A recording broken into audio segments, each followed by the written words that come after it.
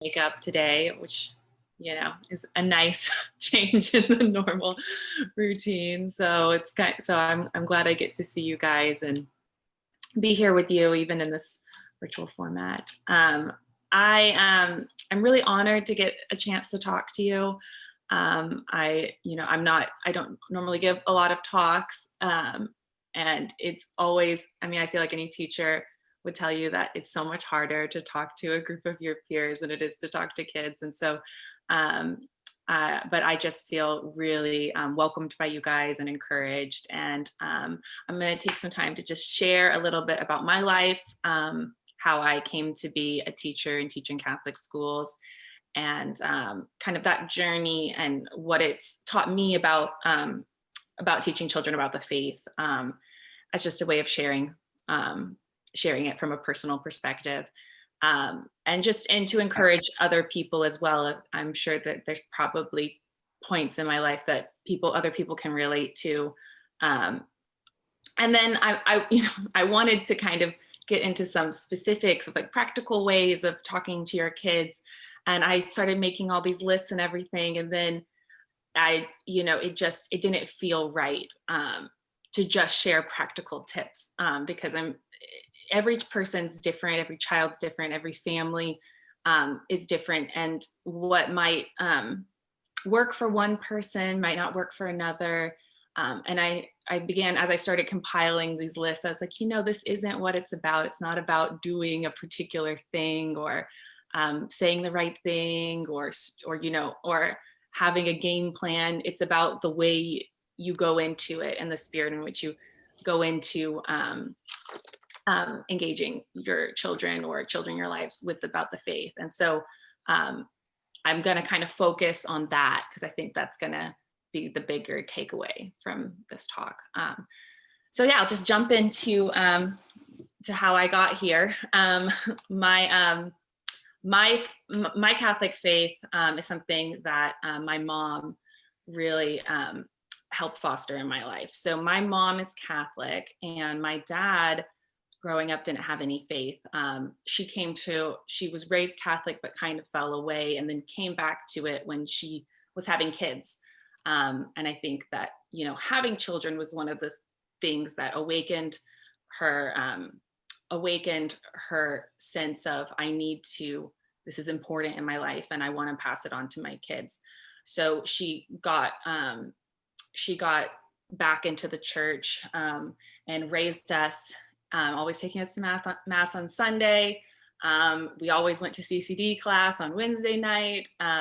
She really took the helm of teaching us about the faith herself, which, now as I'm an adult looking back, I realize some of the challenges that she must have faced because my dad wasn't Catholic. And I think that she always felt this kind of conflict where if she was talking about the faith to us at home, it was leaving him out.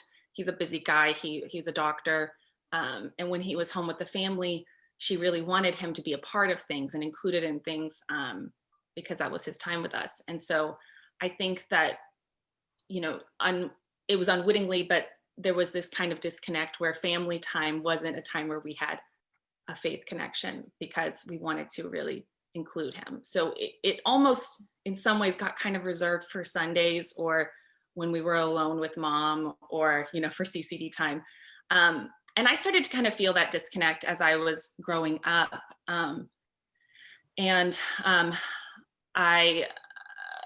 Around high school age, I was about to get confirmed. I was in the confirmation program. And somehow it got in my mind that confirmation was this time where you were going to be an adult in your faith and that you were accepting the faith as your own. It got presented to me that way, where now you are going to become an adult in the church and your faith is not your parents' faith, it's your faith. And that there's a truth to that, but it scared me away because I was like, I don't know if I'm ready. Like, I don't know if I can say that as an adult yet. Like I was starting to really get the sense of, I don't see this infused in my life in every aspect of my life. I felt like it was compartmentalized. And I try to talk to my mom about that. And, she was very understanding, and she's always encouraged me to pursue the truth. And I think she had that trust that, truth would win, and that I would come to I would come to my faith, and I would get confirmed and all those things. But, as high school was going on, it just wasn't happening. And I was getting ready for college. And,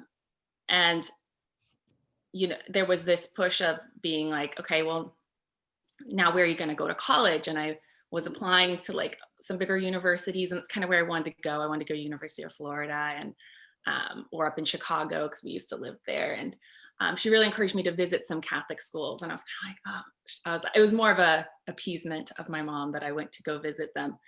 But the contrast from visiting some of the bigger universities to visiting some of the Catholic liberal arts schools that I went to was stark. And I just felt this energy and the spirit on the campuses, connection with the people there. And it kind of awakened the sense in me that I wanted the continuity in my life of my faith and the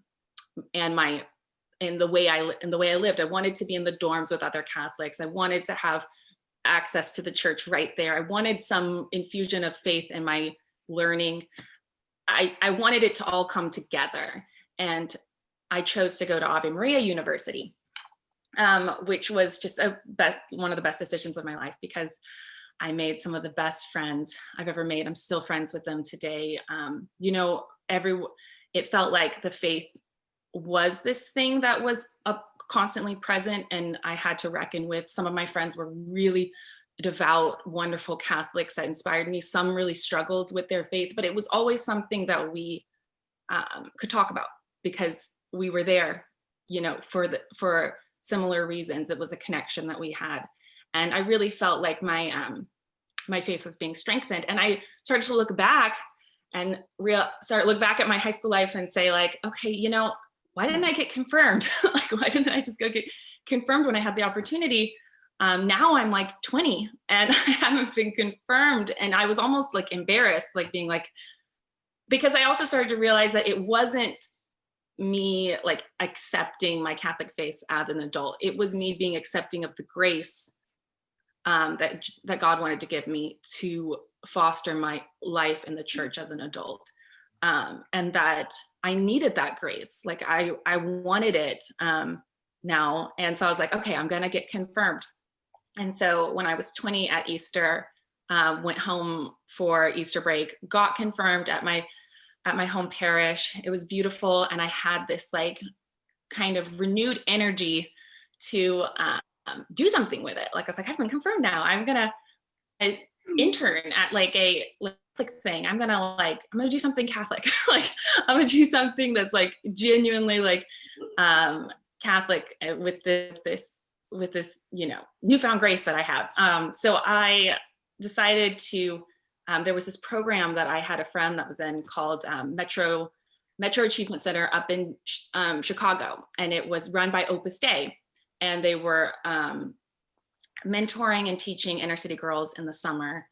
And it was an opportunity to give them a safe space in the summer, to kind of encourage them, to give them a faith-based program while they were out of school. And it was the first kind of like teaching experience that I had. Wasn't really thinking I wanted to be a teacher. I was looking in other directions in my career, and but I was like, I could help kids. Like I could do that. That sounds like fun. I could be in Chicago. So I went up there, and I was going to teach drama because I was in the community theater world at that time. And so I was like, okay, I'll teach drama as an extracurricular. I had like 10 or 15 girls that I was mentoring.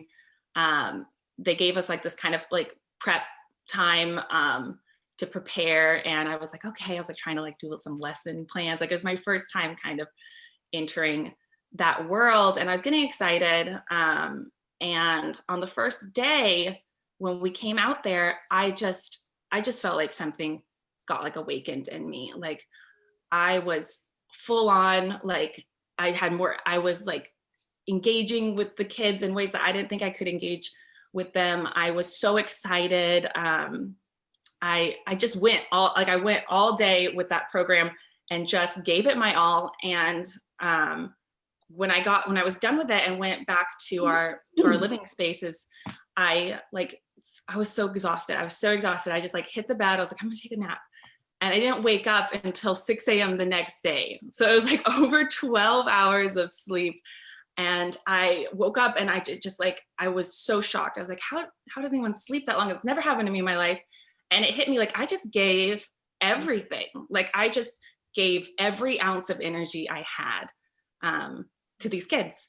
And I never done anything like that before, or felt like I expended everything for the sake of other people. And I was just like, whoa, like, this is cool. Like, look what I did. I didn't think I could do something like this. I didn't think that would just happen. That would just come out of me. And I wanted to kind of follow that more. I was like, if I was, without thinking about it, capable of just giving my all to the point of like total exhaustion without even realizing it, what else is here? Like, what is inside of me that I'm not tapping, or that I can be, that I can pursue more fully. So, as the months went on with that program, I got more stamina, and I wasn't as exhausted, and I paced myself a little bit more. But it did begin something where I was like, okay, I think I might want to be a teacher.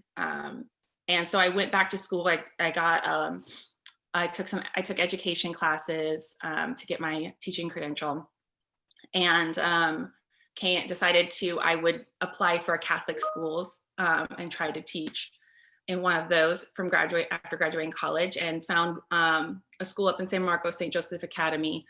And I didn't have any friends in California, but they were one of the places that just seemed really alive, and seemed like they had a really strong community there. And I was like, okay, I'll go out to California. I can do this. And so I came out and started my first year teaching out here. Just got swept up in like a wonderful community of just amazing friends and teachers. And I felt so alive that first year teaching. And it kind of just went by in a blur of being like, oh, I'm going to be a teacher. And then my second year teaching, that some of that excitement and energy was starting to kind of wear off. Like, I wasn't like it. I was constantly critical of myself. I was like, am I even, like, what am I talking? Like, am I even good enough to do this? Like, I started to like, I started to question like my ability in the classroom, whether I was inspiring enough, whether I was good enough, whether I was just like this boring person. Like, I'm like, what? It just became this really, really self-critical time for me. And I went through some like ups and downs, like with my faith, not in the sense that I was struggling with it, but just that I didn't have that same fire, that same energy that I thought would just kind of last. Like, once it had been ignited, I had to, I was trying to find ways of like re-engaging in my faith, of rekindle. Like, I was always like trying like a new devotional, or like a new something, just being like, I want that back. And I started to find that as those shifts kind of happened, as my career in teaching kept on going, that it was the kids, it was in my classes with them, that they would inspire me, and that they would say something in religion class that I would just go, whoa. And it would take me back, and I would really start, I was really starting to feel like, wow, it's not like, the lessons they got kind of, you always teach the same kind of thing in religion. Like, it's the same story of Jesus. It's the same commandments, lessons. So it wasn't so much about what I was teaching. It was about the way I was teaching, and talking to them And as I started to approach this as like, okay, well, um, I'm not going to approach this as I'm teaching them the faith or passing it to them, is that we are going to explore these things together. And um, that kind of like shift, that mind shift really like opened things up for me. And I I I just got like I just got more inspired in the classroom. When I was going into a conversation with them about their faith, I was really trying to like listen and hear them, and shift the way the class was going to take in some of their ideas, and that receptivity of listening, and of the receptivity of like listening, and being open myself, made the whole experience more genuine and more exciting for me, and really kept me coming back to my faith in new ways, um, that I don't think I would have gotten if I wasn't in the classroom. I might, you know, a child talking to you about God is always so much more innocent and genuine, that you can't help but take a step back when they're talking to you, because they it's new to them, and that's something that you kind of lose as you move on in your life, or it doesn't always feel as new. But when a child is trying to grapple with it, um, it's a different experience. And I just have felt so blessed my adult life being able to constantly encounter that. Um, yeah, and as I was kind of preparing for this talk and thinking of like, okay, well, what are other people saying about teaching children the faith? One of the things that I was like kind of shocked, I saw it on so many different websites and blog articles, and like even like EWTN. It was this constant like kind of um, first step of teaching children the faith, and it's that you have to be in a place of spiritual goodness in order to start teaching children the faith. It's like you cannot pour from an empty cup, so you must first fill yourself up, and then you can fill up a child, then you can pass on to them. And I just couldn't, there could be nothing more further from the truth in my mind. In my experience with teaching kids about the faith, it's not you pouring your faith into another. It's God working through you, and you being willing to be this vessel from which he can work. He can give his message. He can work a miracle even. And it's that willingness, that yes from you, that you will be his servant, that you will be vulnerable enough to maybe approach something that you don't understand fully, that you can say, okay, well, I don't know everything about the Catholic faith, but I can start this journey. I can help a child. I can teach about the creed. Maybe I don't know all the history of the creed, but that doesn't matter. Like I can when you prepare for a lesson on something, you have that material in front of you.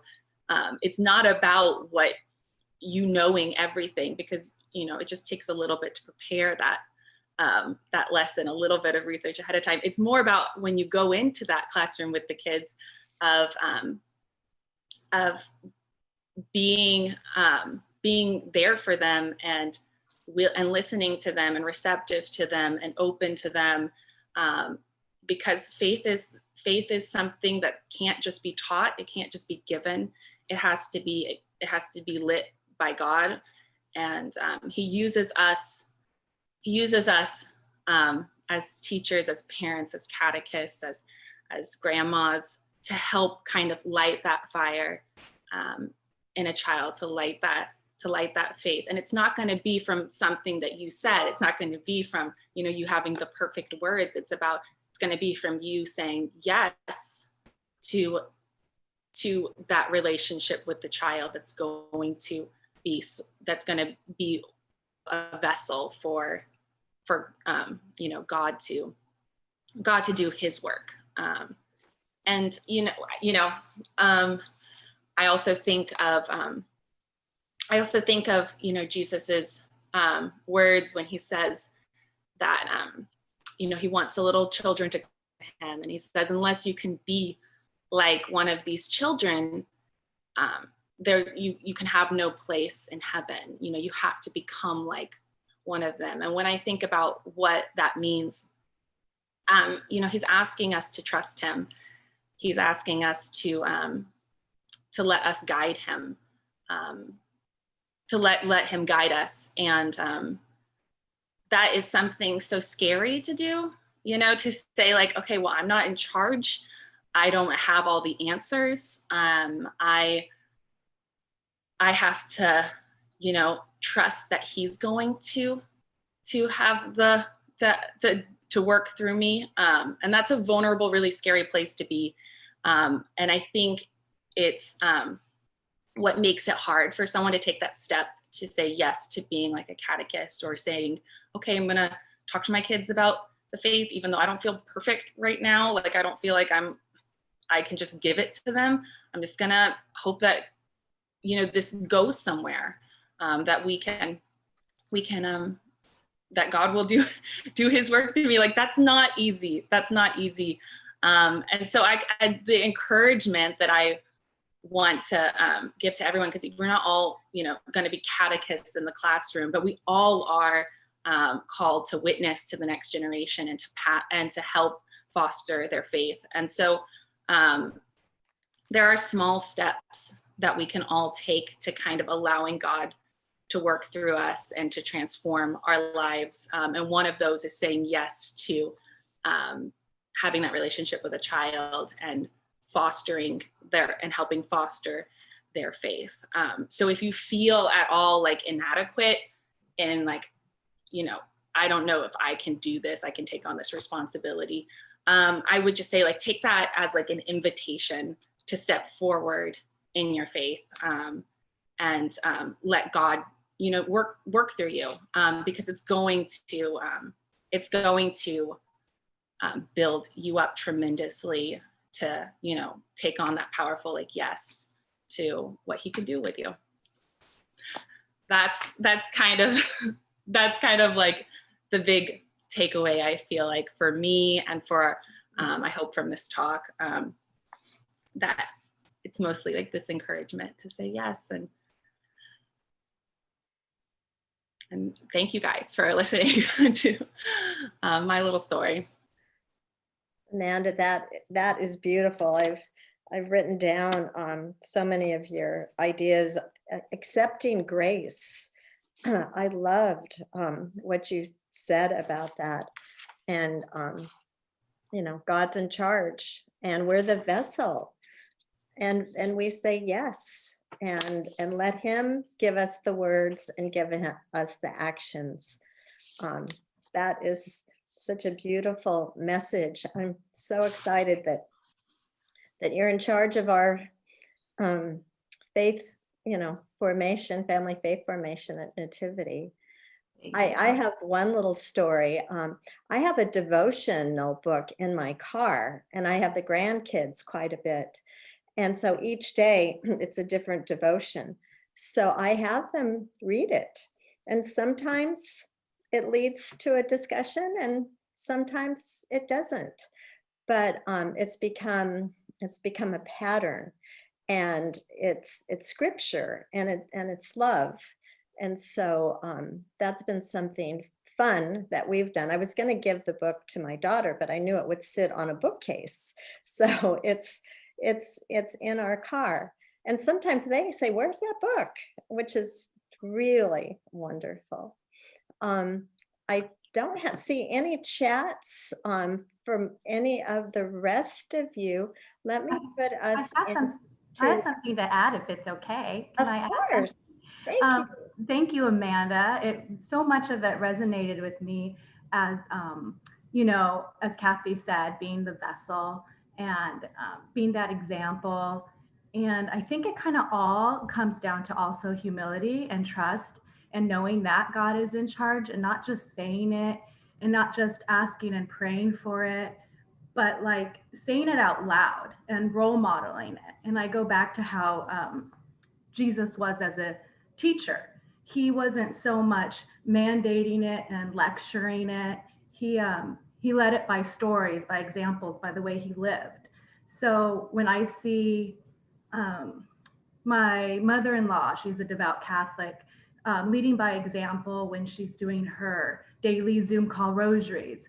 Um, my kids are watching her, and she's not saying, come, or come do this, or you should be doing your rosary. She's just an example. And what that's led to over time is my kids are saying, well, when does Nana do her rosary time? Because I just made this rosary in faith formation, and I want to go do my rosary with her. So there's a humility as a parent and as a grandparent to be open and honest and vulnerable with our own journey, because I think that kids respect that. They are so much smarter than we give them credit for. They just want to see us as humans and know that we struggle sometimes in our faith. So I think that whole idea was beautiful. So thank you, Amanda. Thanks. And, just kind of, bouncing off what you said, that little thing with your mom, that she wasn't trying to teach a lesson with it. She was just setting an example, and it works on the kids slowly, right? They, just seeing it over and over again. And it finds a place in their minds and in their hearts that they can come back to, that they can hold firm to. And you don't know that it's going to do that. You trust that God will work on them, and that you do your best. You do your best with those examples. A lot of the best learning comes from us discovering it on our own. So sometimes presenting different things around the house or examples allows the kids to kind of be curious about those things and start asking questions. And that's where the biggest impact of learning happens. And there's a handful of times that I have to remind myself with my children that when I'm struggling, it's so easy to be mom the rescuer and come and like solve their problems. But sometimes it works, but most of the time it works the best when I'm able just to open in like a super simple, easy ask or prayer to God together and just say, God, find us, the strength to understand where you're trying to get with us with this problem. Or Mary, we need your help in the nurturing and the mother aspect. And we need that we need that hug, we need that feeling, help us get through this moment. It's just those simple little words before we start discussing and trying to solve the problem. Really helps us get perspective and clarity of how to approach life, because at the end of the day, that's who's in charge, right? And not me. So it's a pretty neat way to take it in an educational way. So I found that in my experience too, through ministries and teaching as well. So it's really neat to see, and a blessing to see kids' eyes light up when they can see that through you as well. So thank you for what you're doing. Thank you. I do have one chat from Lori Fisher. Lori Fisher says, tell Amanda I love her and wish Mia could have heard her share her story. So that is very sweet. Yeah, thanks, Lori. Yes. Our meeting is coming to an end already with our Zoom platform, and we just want to thank Amanda so much for all that she does for family faith formation at Nativity, for her sharing her faith and her background today.